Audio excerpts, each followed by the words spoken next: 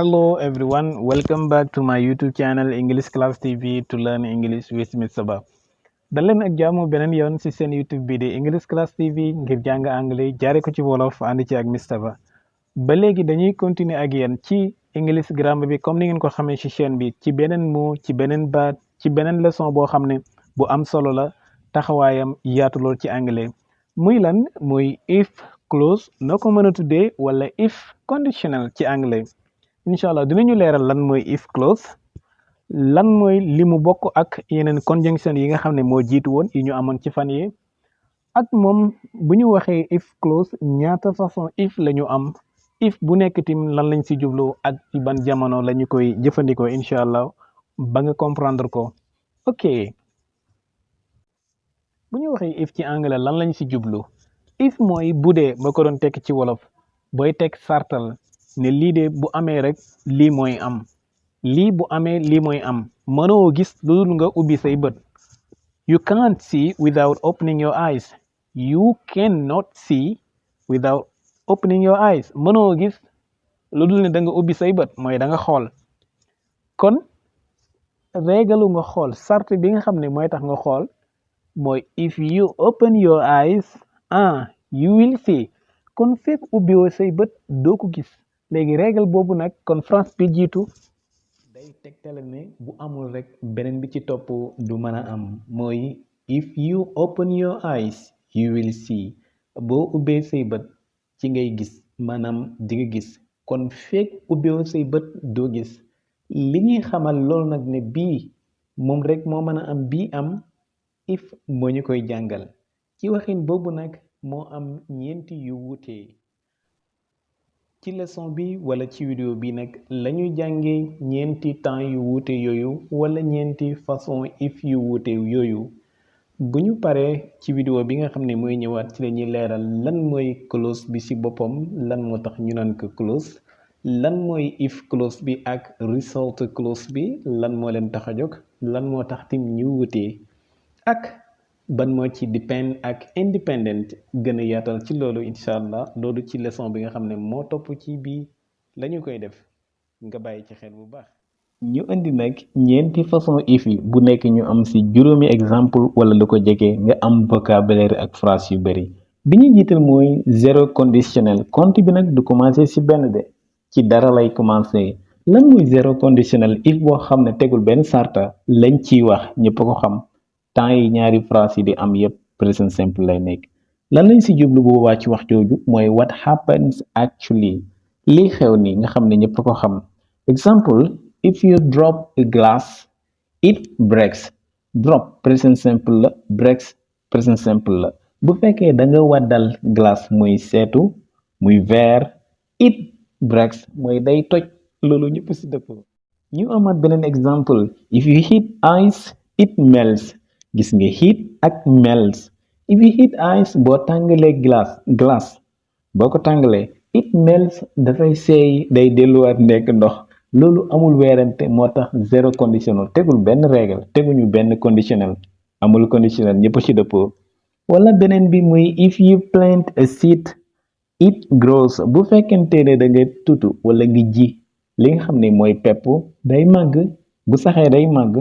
kon xam gi ñu xam ne day sax wala bu saxee day màgg moo tax ñu koy ji amuñ ci benn werante plant ak grows. wala beneen exemple if you eat too much you get sick bu fekkee da ngay lekk lu bari rek da ngay feebar if you eat too much you get sick kon eat to eat ak get ñaar yëpp mu nekk present simple lañu li ñu jublu ci wax ji mooy li ñu xam ñëpp ci dëpp what happens actually. beneen exemple bu gën a leer if you mix red and blue you get purple bu fekkee da nga boole melo bu xonq ak bu bleu nga jaxase leen da ngay am beneen melo bu ñuy wax purple mooy boo xam ne violet la donc boo leen boolee kon mix ak you get yépp ci temps présent la. bu ñu demee ci beneen if bi nga xam ne moo jiitu nag ci conditionnel fi ñuy waxee naan teg nañu régal li tax ñu tuddee ko if conditionnel boobu nag temps yi duñu bokk bii day nekk present simple bi nekk future mooy bi mujj bi. comme if it rains bu fekkente ne dafa taw wala day taw he I will take an umbrella damay jël sama parasol mooy li nga xam ne mooy tax du ma tooy. If it rains bu tawee loolu present simple la. I will take loolu future la. I will take an umbrella damay jël li nga xam ne mooy parasol. Bu ñu amante beneen exemple, if I study hard I will pass the exam. Man de leer na ma ne su ma jàngi jàng bu métti jàng bu dëgër damay jàll si examen yi pourtant examen yi ñëwagut de kon loolu lay wax ne I will pass. Régaluma pass nag mooy if I study bu fekkee jàng na. Beneen bi mooy mën la yow amul benn problème gis nga if you invite me rek I will come. If you invite me I will come. Man boo ma invité rek dinaa ñëw kon invité gooma waaye soo boo ko defee rek mooy man dinaa ñëw si li jublu si. If you invite me ci present la. I will come loolu si future la. Wala beneen bi ma ne if I get a job I will go to work. Mu ngi mel ni saa su nekk moroom bu la nga toog rek sa buntu kër may deme ko ñëw nga ne waa Mr. Ba moom yow kanaa moom kanaa amul liggéey ma dégg ma geesoon na la góor gi xoolal rek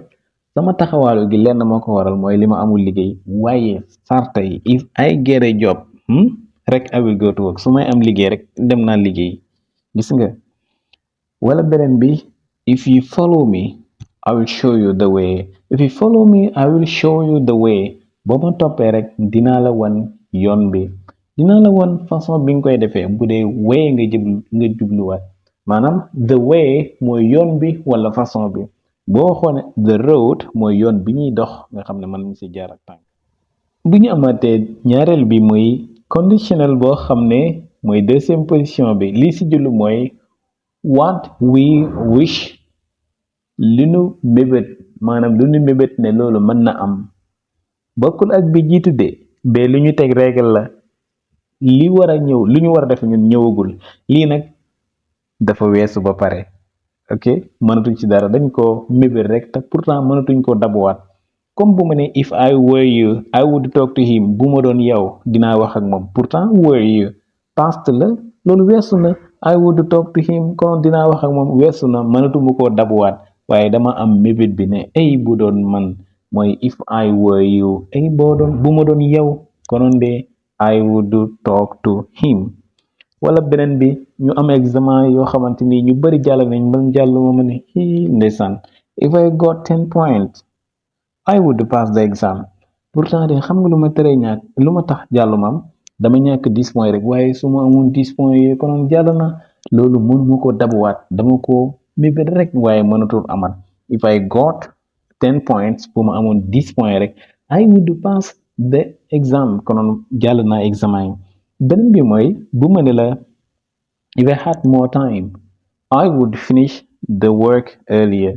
Nga joxoon ma liggéey boo xam ne mataluma ko ba léegi nga dikk dama wax na ma waroon nga ko matal na ma ne la wallahi du dara li ma amoon ci temps bu pour ma def ko moo tuuti rek waaye if I had more time bu ma amoon temps bu bari konoon I would finish the work earlier kon pare naa liggéey bi bu yàgg ci teel laa koy pare. Gis nga ba léegi if I had more time I would finish the work earlier. Beneen exemple bu ma ne if I got sick I would go to the doctor. Nga ne ma yow li ngay waxee ni daa mel ni dangaa tawat de ma ne non tawatuma su ma tawatoon kay mooy su ma feebaroon kay dem naa ci docteur konoon kay xam ngeen ko if I got sick bu fekkonte ne jamono boobu ci li weesu di ngeen njortu woon ne man feebaroon na konoon kay I would go to the doctor konoon dem naa ci docteur gis nga waaye dama mébét demoon docteur bu fekkoon ne feebaroon na mais kon dara jotul ma. Beneen bi si ñetteelu conditionnel bi boo ko plissé ak zéro conditionnel muy ñeenteel bi muy what could have happened maanaam li mënoon a xew loo xam ne lu weesu li ginnaaw lu weesu li gën a yàgg li ñu romb léegi la nga xam ne mënoon naa xew ba leneen mën a xewaat njëkk li ñu nekk nii comme ma ne if you had told me earlier I would have been able to come. Mu ne da nga am programme bi weesu na may wax ak yow ne la njëkk programme bi mooy if you had told me that earlier wala if you had told me earlier loolu mooy lu njëkkoon programme bu fekkoon ne informé woon teeloon nga ma ko wax konoon I would have been able to come dinaa mën a ñëw konoon dinaa mën a ñëw si programme bi muy passé ok wala beneen exemple ma ne if I had known about the job konoon I would have applied for it ma am liggéey bu métti yow nga am liggéey bu yomb nga expliquer leeral ma sa liggéey bi mu dem mun la oh waaye su ma xamoon liggéey bi su ma ko xamee woon nii konoon dinaa ci apply donc kon su ma ko xamoon mooy jiitu woon njëkk may liggéey ba pare may liggéey foofu noonu muy ñaari past mooy if I had known about the job su ma xamoon liggéey bi fii konoon I would have applied for it konoon dinaa ci apply de konoon kay dinaa ci apply ndax may liggéey bu demee noonu wala beneen exemple ma ne if it had rained last night we would have gone to the field today exemple bi nag dina gën a leeral ci koo xam ne dafa nekk ci dafay nekk di bay exemple bi di ñuy wax fan bi ñuy wax naan ne bët sébbi na taw na taw boo xam ne dañu war a jëm ji mu ngi mel ni ñu ñu dëkk nangam de taw na ñun ñu toog bu bëccëg ñu ne ñu dëkk nangam taw na ma ne pourtant de gis nga ñun même bu tawoon démb ci guddi konoon ñun bii heure dem nañu liggéey tey gis nga konoon bii heure du ñu nekk ci kër gi ci waxtu bii nii waaye konoon liggéey nañu mooy konoon taw bi ci guddi gi weesu la waroon a nekk liggéey nañu konoon ba waxtu boobu noonu dañuy fekk ci liggéey wala ñu liggéey ba pare loolu mooy if it had rained bu fekkoon ci past la ndax if it had rained